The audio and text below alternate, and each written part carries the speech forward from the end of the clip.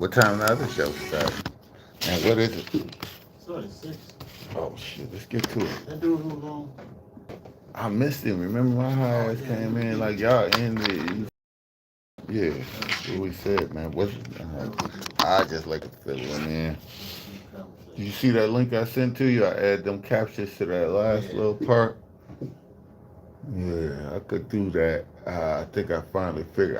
They stole my other computer. I had all that shit set up. I'm just now getting back on track, man. It ain't hard. I mean, it is hard getting all of that stuff though, but shit.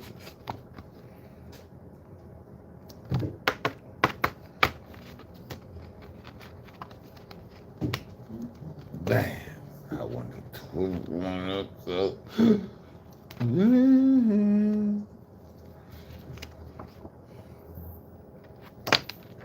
Man.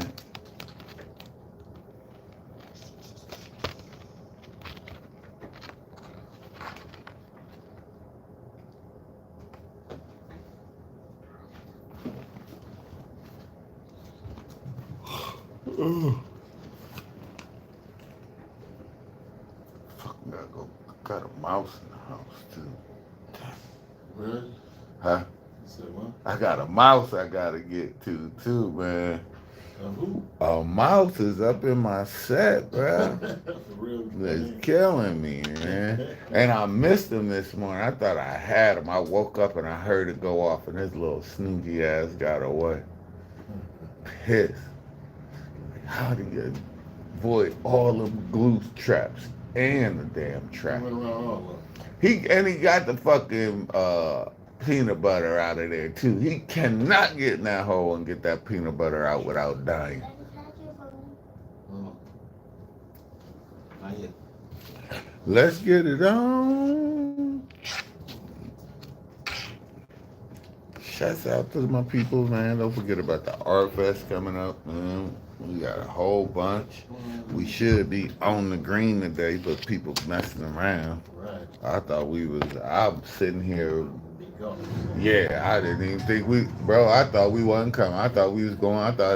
I'm over here filling up water bottles, thinking we going on a damn course, bro.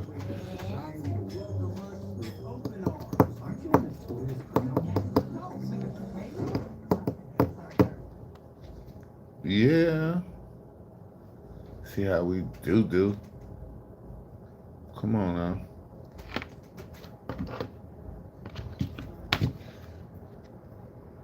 6 o'clock right after me. Is Miss Kathy coming on at 8 or? Nah. Probably not. Why not? Some of my best memories are thanks. You robbed us 3 times.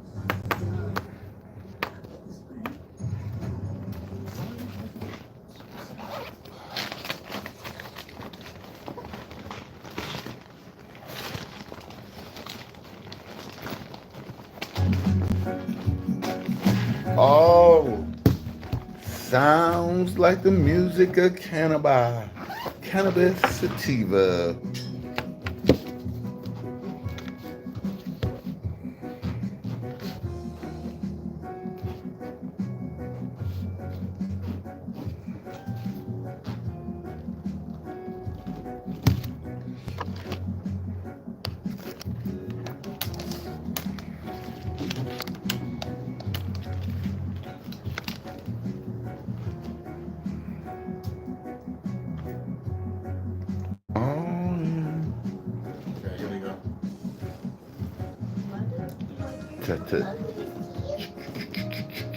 Yeah.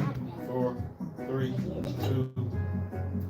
Check it out. Welcome to the Sohigho Cannabis Show.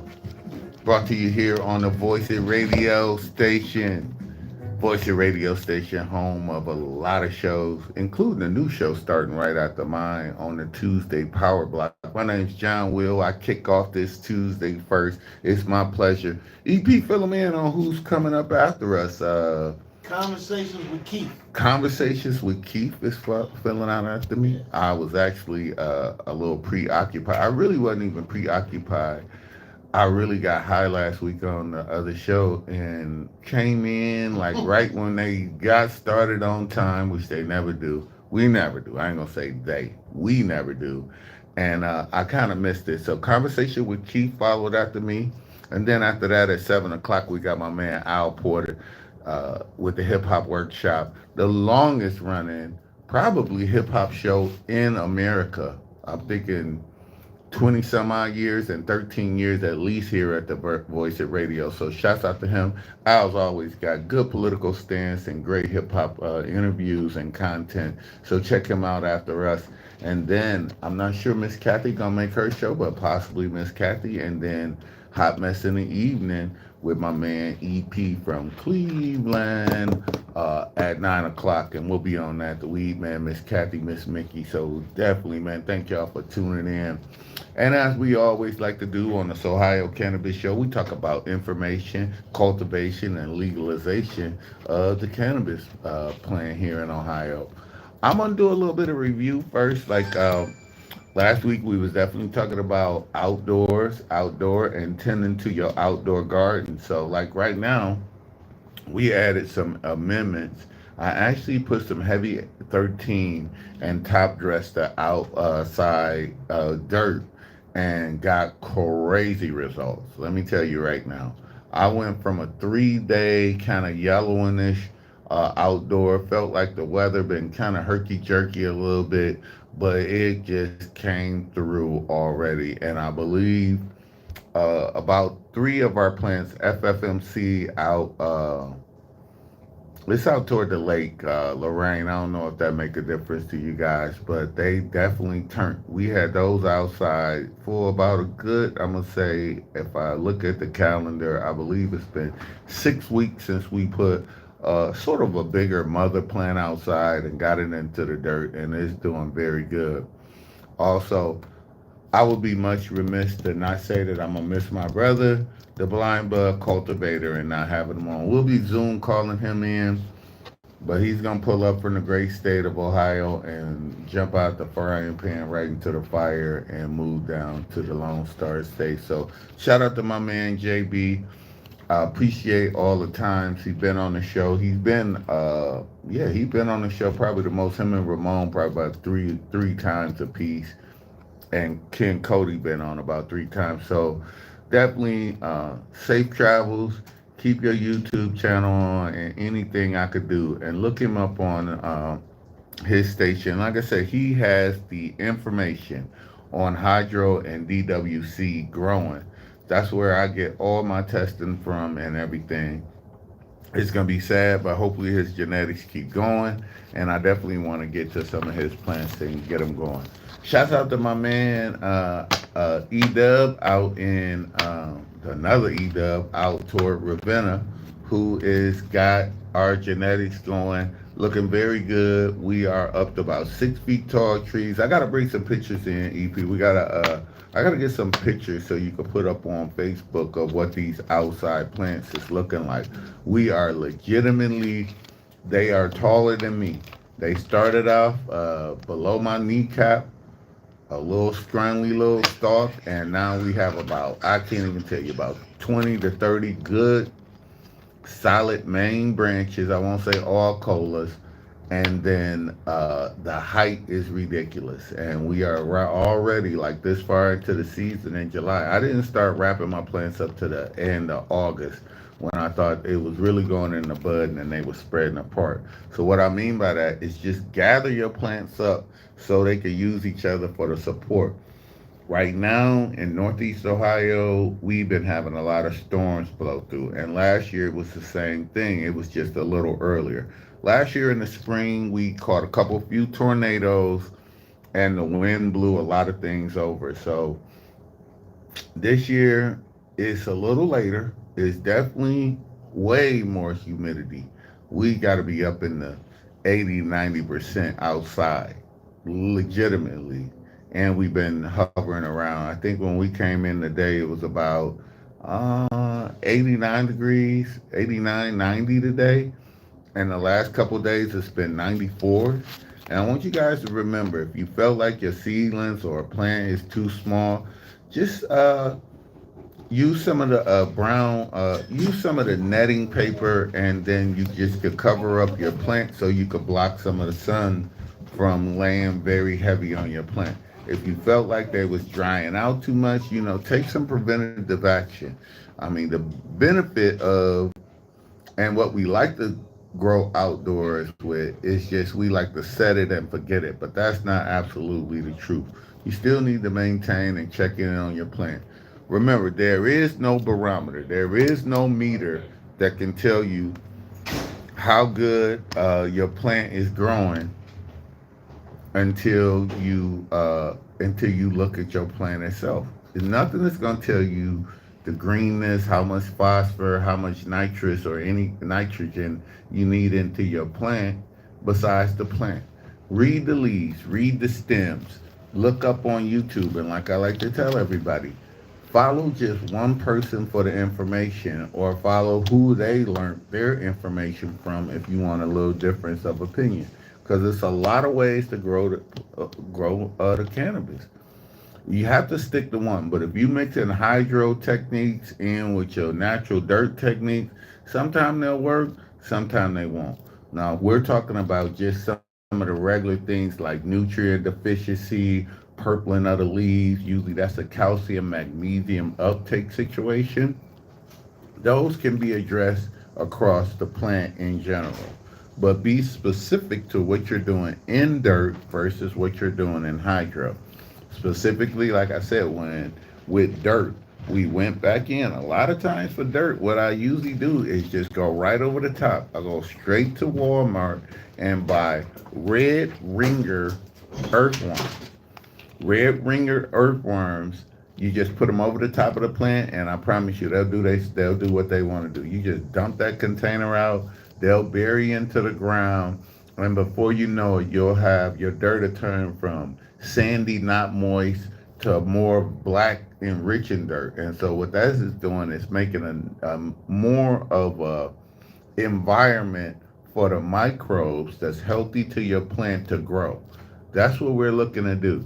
You can just sit there and add amendments and amendments and amendments. And don't forget, the cannabis plant strips all of the nutrients out of the dirt. When I say all of the nutrients, it strips nutrients faster than most any other plant you do. It will use dirt up. So if you are not constantly being active and proactive about adding your amendments, I used to say every 30 days you need to like top dress. That means you're going to add extra nutrients, usually from a bag or not really liquid unless you're making a compost tea to your dirt environment around your plant.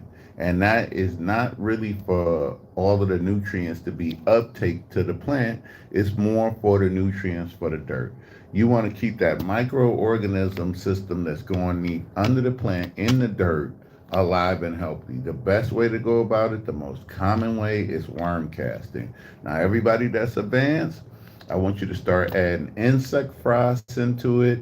Insect frost is just like the shells and the poop and stuff from insects, but it's at another smaller level, smaller than what the earthworm does. So what that is doing is feeding a whole nother set of organisms.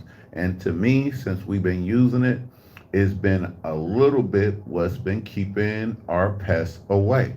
Insect frost has something in it. I tell you the brand. I believe we're using Gaia Green Insect Frost.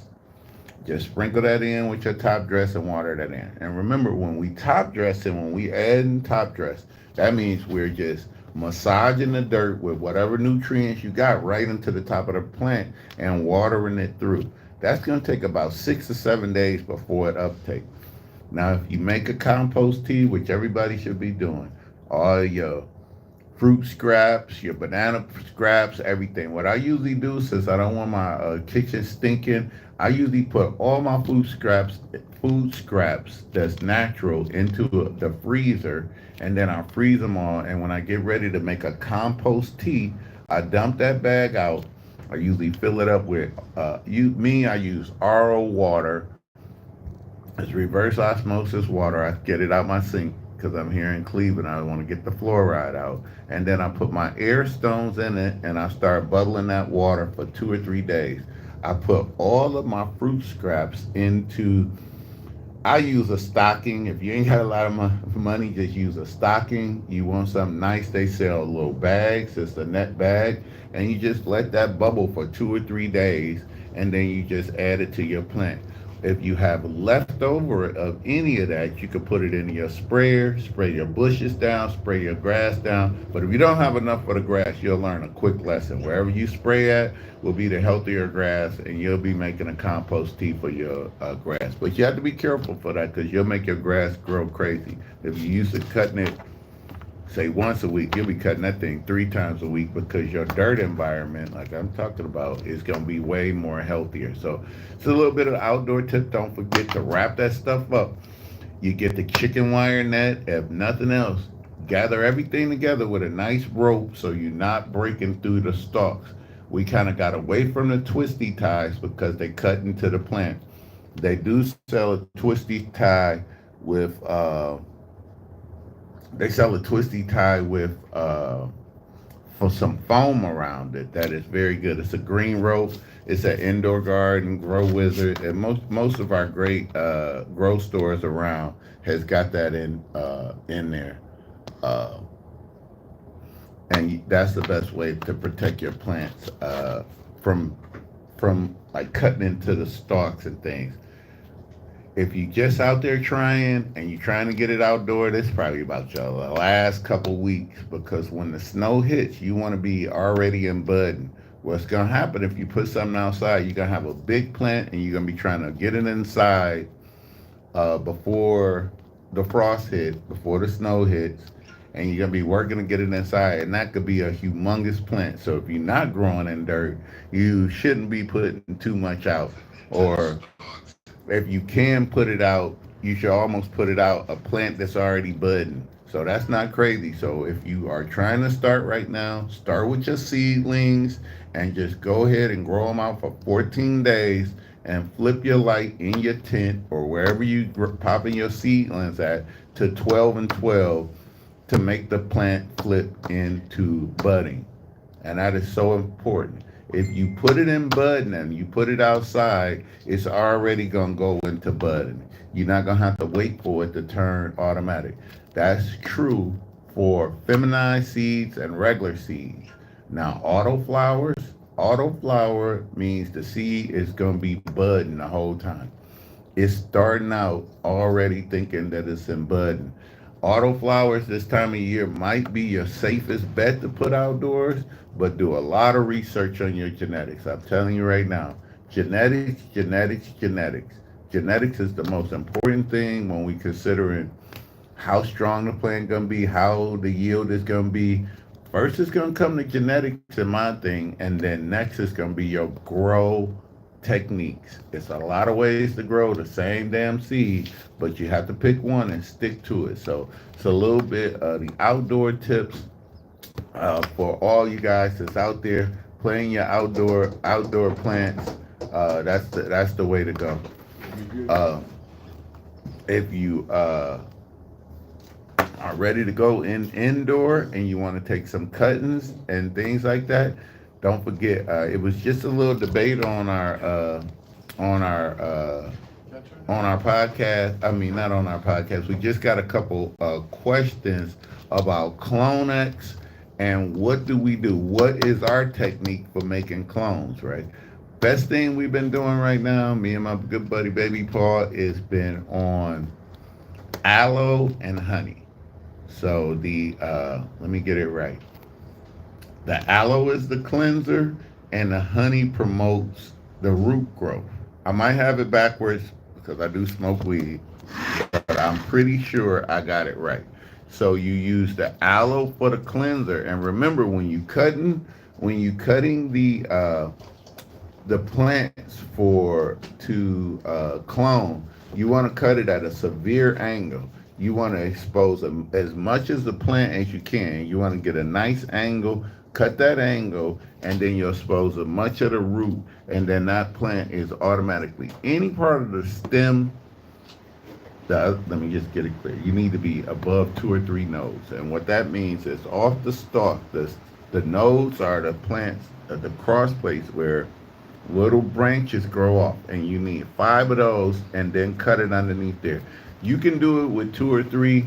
That's why a lot of times when we topping a plant, have you ever noticed the top of that plant does not root very good? And I cannot tell you why, but it's just not the favorite. The lower down the plant, it seems like that's gonna make a better clone. But right now, I if you outdoors and you outdoor in your plant and you letting it go wild and you still going lollipop and the stress stripping everything down that's gonna get you larf. Larf is just a smaller buds that don't make good bag weed. You strip all of that down from the bottom of your plant just so the bud production could be even more. And it is a big difference. Like a lot of times where we want to strip all of the lower stuff so the energy go up to the top of the plant, and you want to strip all of the lower leaves and all of the lower nodes off, and you make clones out of the bottom parts of that.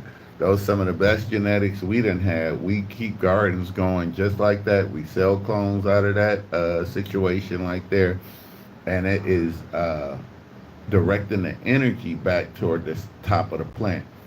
A lot of times when you have a problem stacking is when the buds start going together on top of each other to make one long cola like that. If you're having a problem with stacking, lollipop is the all natural way to do it.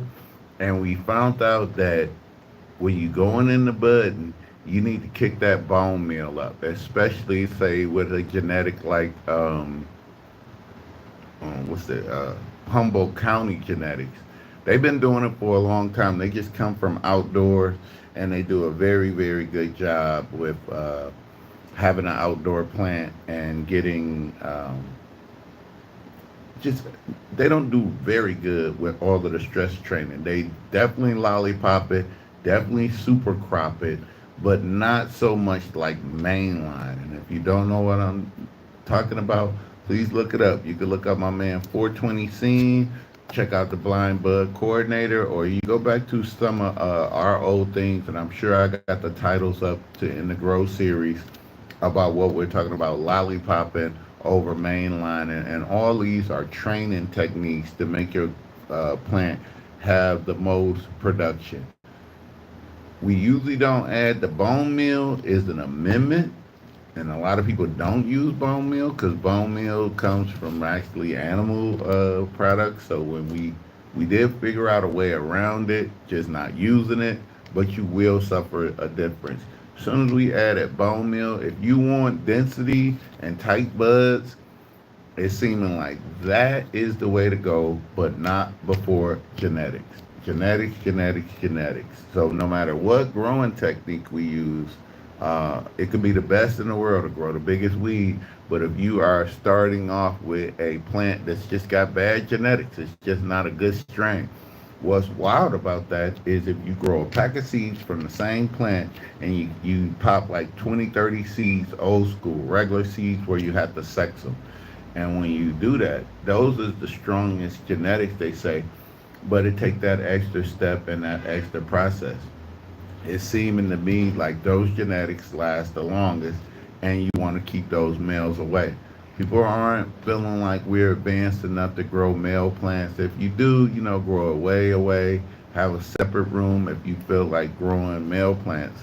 And then you could do something called pollen chucking, and that's where you go with your male plant, put the pollen over the female plants, then you'll make those seeds, then you'll have a seed bank. Then you have to sex those seeds, and the best way I would do that is that's why you see phenome 1, phenome 2, phenome 3 out of the same genetics and the same name plant, because the sister to the same plant has different characteristics even though everything came from the same mom. So that's a little bit of a thing. That's why when we get a large grow, what that is usually coming from is one mother plant. One mother plant is funding a whole garden. We'll go through 30 plants, get down to 5 plants, and out of those 5 plants, 2 of those won't even make it. We'll go 2 out and one to turn into the mother plant. And usually the mother plant is the strongest one that looks like it has the best genetics, with the easiest growth cycle and the best bud production too. So that's how we go about that. And that's just not me. My boys that made by farmers up in Michigan, they plant 200 acres of plants and they get going way in the spring. They start off with 70 mother plants and then they have to propagate 70 plants to 200 acres worth of plants, which is seedlings, and they roll through and they hand plant them on. So it is the way to go, and their production is outstanding.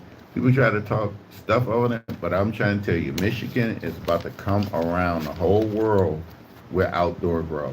Trust me when I say, Cali do good. I don't know if that Cali sun is too hot, not enough moisture, but now that Michigan done figured out the water situation, and that's gonna be tough up in Michigan. It's not gonna be the home grower that's got a big RO system. These big farms has got RO water, and they just get big reverse osmosis water tanks to feed their whole 200-acre garden. And that and what comes out the sky is the only thing that they do. I think they do have a holding pond with the rainwater that's separate from Michigan's water table. They still don't mess with the Michigan water because it's coming through bad pipes, if you ask me, too much metal. And that is a test for Michigan weed, get tested for metal all the time. So everybody who's running up there, going into Monroe County, buying the Michigan weed, remember some of that weed didn't pass the damn test. That's why you're getting it from Monroe County down there at such a discount price, because medical it didn't make the medical cut, but it make the recreational cut. But that's still not saying it's good for you. Michigan will let you sell any kind of weed in a dispensary as long as it's marked recreational. That means buyer beware. And also, just a little tip: if you're going into Michigan, do not buy anything that they just give you over the counter. Remember to ask for Tier 4 weed. I wouldn't personally buy anything but Tier 4, but sometimes you can find good Tier 3 weed also. You just got to be a smart shopper. When you go up there, you get Tier 1 and 2. But they do have good genetics up there. That's what we don't go up there and get, but you have to go further up. MI Roots, some of the good growers up there. That's MI Roots always stick in my head. And who was that? Lamb Chops. It's a lot of good growers, but they grow in the wash a lot of weed. So a little bit on the cultivation block in there, and we got some information coming up. We got a lot of good things happening in the information this weekend. We got to hang out with the one and only Blastmaster KS1 at the Rock and Roll Hall of Fame. That was a great event. The Rock Hall, even though it's not over the top saying that you could smoke here, they really don't even have a smoker lounge. I never really had no problem. I usually go straight across the street from the Rock and Roll Hall of Fame, or go behind. When I'm lucky enough to know what artist is back there, you could go in their little parking lot in the back down 9th Street, and they've been real cool about smoking. But you know how I feel. Don't smoke around no kids. It is age gated, and be careful. Also, that same night at KRS-One, Manny Fresh was downtown DJing for free, and the lack of people there was a little disappointing. He was in town for the Cash Money Millionaire tour. I really didn't really attend that, but I don't know why. Just wasn't my cup of thing, but it was definitely a good event to check out. It was so many things to do last weekend. I can't even remember. Way Over last weekend was very good. Also, tomorrow they are going to have a country band. I forgot, Rachel and the Cowgirls or something like that. I know I'm messing that name up. But Wade Oval will be a good damn event. And I really want to talk to y'all about the Art Fest. Definitely, EP, my man, got us a couple vendors last week. Vendors is going to be closed as of tomorrow for sure. Don't even call me and ask me for no vendors. But the Art Fest is going to be the first time we setting St. Clair down and having an outdoor fun and family fun all day long. We got kids programming, we got adult program. It's going to be graffiti art, live graffiti on the streets. We got almost every fence in between 41st and 45th covered with canvas, And we got special guests coming in to do some of the greatest graffiti art that you'll ever see. So if you're interested in art, just art in general, it's gonna be great. It will be a whole vendors section. We got 50 vendors coming and other artists, visual artists, glass blowers, pottery makers. Can't name everybody that's gonna be there as a vendor. Gourmet food trucks will be outdoors. We got uh, Poetry Unplugged with Sparrow's Fortune and Khalil. They should be there. Not should be there. They'll be there. Nerve DJs, the one and only DJ Johnny O will be DJing for us like almost all day that day. We also got Blazer Ramon Rivas is holding down the comedy for us at the Brown Hoy Cider stage, and also a jazz trio and a couple of different acts on that stage. It's going to be our 21 and over area. As far as the smoke friendly lounge, before anytime I got a couple 21 and over spots, so just come see me. I'll be at the event since it's a family friendly event, and it will be age gated. Like for the alcohol, you're gonna need a band, and to go into the 21 and over, or basically the smoking lounge, you're gonna need to show some ID and not go there. And like I do every week, I would be remiss to tell you, you can eat too many gummies. My main man B Hen on one of my favorite podcasts, he did it to himself this weekend. When I say if you never ate weed before, don't eat weed with EP. EP is a professional. Even Miss Mickey can eat a little bit more than Miss Kathy. We watched this, and I say it over and over and over again. You can eat too much weed. 100 milligrams of edibles. And here's why that happens. People get the phony weed edibles that look like nerd ropes or whatever, and they say 600 milligrams. Or a bag of Doritos on it that say 600 milligrams. You cannot eat 600 milligrams. I don't know. I'm sure it's 2 or 3 people on the planet that can eat 600 milligrams of marijuana and be functional. But I mean, like, I'm going down about 2 or 3. And I'm not talking about 2 or 3%. I'm talking about 3 or 4 people on the planet that can handle 600 milligrams of any real edibles and be functional. It's that body buzz that's gonna hurt you so bad. And then if you're not used to it and you put too much into it, and say somebody like me or EP, we all right with waking up with a little bit of high on us the next day. It's like a bonus for me and him. Like, hey, I got to smoke less today. Everybody not cool with that. You wake up the next day and you still high from something that tortured you that first hour and a half that you took that gummy. Remember, when you take the gummy, 35 to 40 minutes before you start feeling anything. Give it another 15 minutes after that. What happens is, I took a gummy, I don't feel nothing. You get impatient, and what do? Reach right in the bag and eat 3 more instead of eating maybe a half of one. Problems is coming. So that first part hits you and you feeling good. And you be like, oh, this ain't that bad. I'll manage it. Then you all of a sudden, because it's weed, you got short-term memory loss. The other 3 kick in on you, and you'll be in fetal position. So be careful and age gate that. I don't like gummies like made to make for kids. I never thought I'd be like that, but I am like that. You would hate for your kids to get into some nerd ropes. Your ass probably go to jail. Plenty of people, dogs done been towed up acting crazy because they done got into the weed. So in the state of Ohio, if you smoke it around your kids in the house, you should have the weed separated between them from a lock and key. And I recommend that for your edibles also. Well, just be very, very careful. Also, you could put possibly too much topical on you also. Right now, they got so many weed drinks out there. And if you notice, the weed drinks that they sell to you in a bar, they only be 5 milligrams. And it's a reason for that. Because you just want to enjoy yourself. You don't want to go too far. You want it to be playing in your background. Now, if you want to jump off Cedar Point style like you on a big roller coaster, have some contingency plans. Just don't eat that much unless you know. So that's my always I usually I don't think I ever come on here without telling you, don't eat too many gummies. Be very, very, very, very careful. Shout out to my man B Hen and the damn 520 podcast. Appreciate the shout out from them guys. Thank them so much. Lastly, we're going to talk about the legalization here in the state of Ohio. Just like we said, the wheels of Congress here in Ohio turned slow. Did not make the bill. We are at the end of the month, and this session is over. It's not going to be an emergency session. I ain't going to never say not going to be.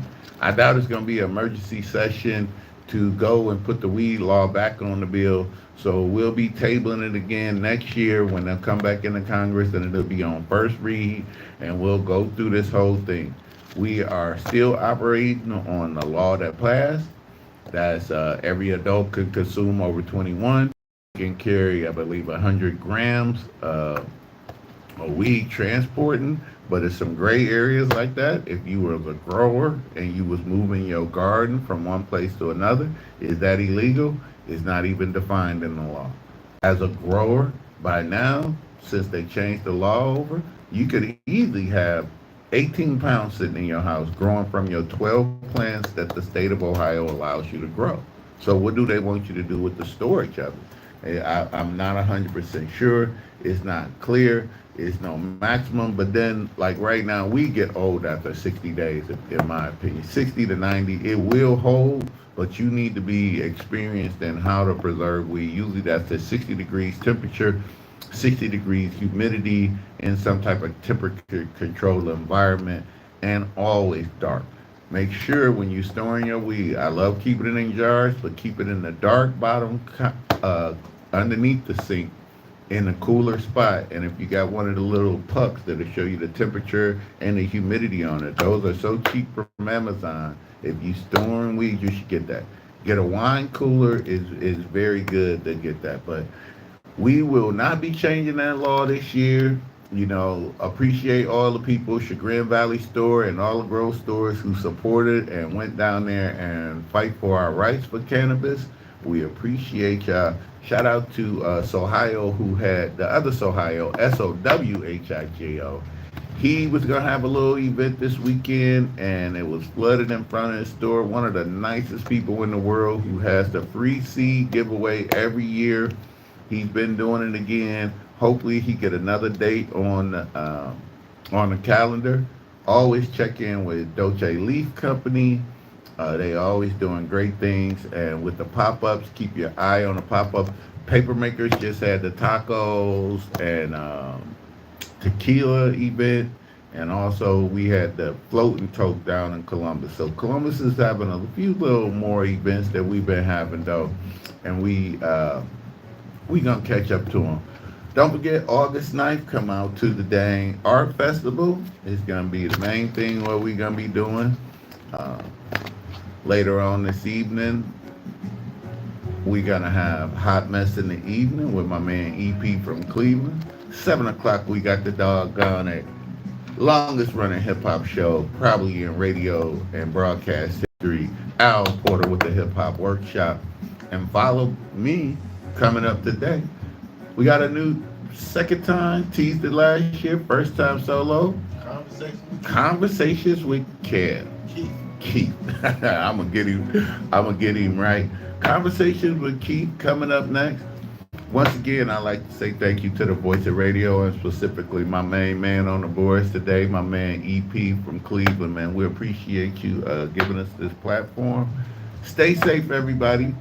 Remember to age gate that weed, watch it smoke, enjoy. Don't buy no gas station weed, whatever you do. Gas station weed is last on the run, and right now dispensary weed is kind of trashy.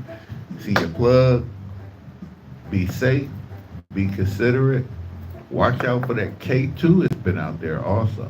Y'all be careful out there. Be safe. We enjoy y'all. We should be back on next week at 4:20.